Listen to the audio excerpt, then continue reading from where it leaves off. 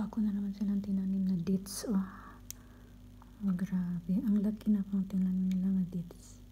Tinanggal, pinutol yung mangga at nilagay, tinaniman ng dates. Ay nako, bakit? Pinutol yung mangga.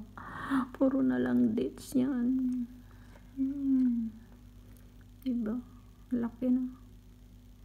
Puro na lang dates sila.